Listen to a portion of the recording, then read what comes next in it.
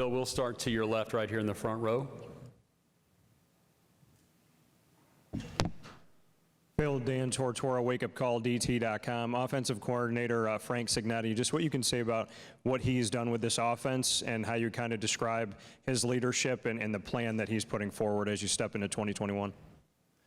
Coach Cignetti's been great.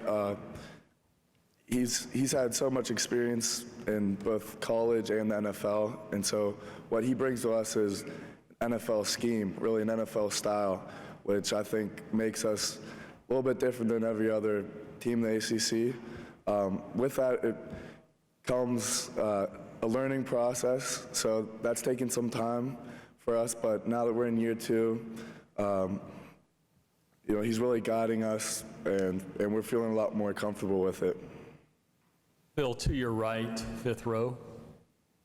Ewan McCreath, Herb FM Sports Radio. Phil, you have one of the more dynamic playmakers in the country on the outside in Zay Flowers. Can you talk about how your relationship continues to blossom and what your expectations are for you guys this year?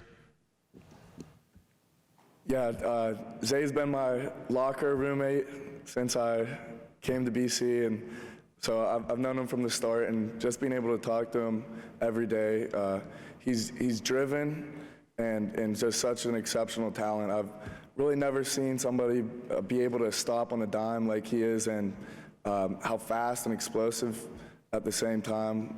He's so impressive. Phil, to your left, third row. Bob Holliday, WRL.com. Hunter Long made a lot of great catches for you, clutch catches last year, and he's obviously gone on to the next level.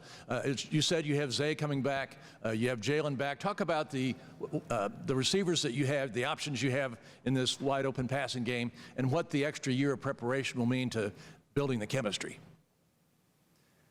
We have so many weapons. Kobe White didn't play last year, but he was the most productive receiver for BC the years prior. So we have him back. C.J. Lewis, Jalen Gill, Zay Flowers. We have transfers. Trey Berry from Jacksonville State and Alec Sinkfield from West Virginia to go along with our other running backs. So I don't know. We just have so many options. I know everybody's going to want the ball, but it's going to be fun just to see the different personnel groupings we can go with, and just all the different options that we have. Phil, from the podium, take us into the mind of a quarterback. You had 5 interceptions last year. How do you process an interception? What do you do with it? How do you move on? What's your thought process? Well, really have to start with the coaches, Coach Cignetti and Coach Halfley. I remember I threw a terrible pick just into double coverage against Duke first game, and I come off, and Coach Halfley just like, hey, forget about it, on to the next one. And that's kind of their view on it, like, we're just gonna let it loose and go out there and play, have fun, play free, don't be worried about making mistakes, don't be afraid to lose. So that's the mindset that we try to keep. Thank you. We'll go back out into the room to your left, the gentleman standing right there. Hey, Phil. John Eads with Orange Fizz. You played behind a couple of great offensive lines at Notre Dame and now Boston College. What have you noticed at those 2 spots? Is it more of the coaching there, or is it more of the intangibles with the players and then what the coaches see on the recruiting trail?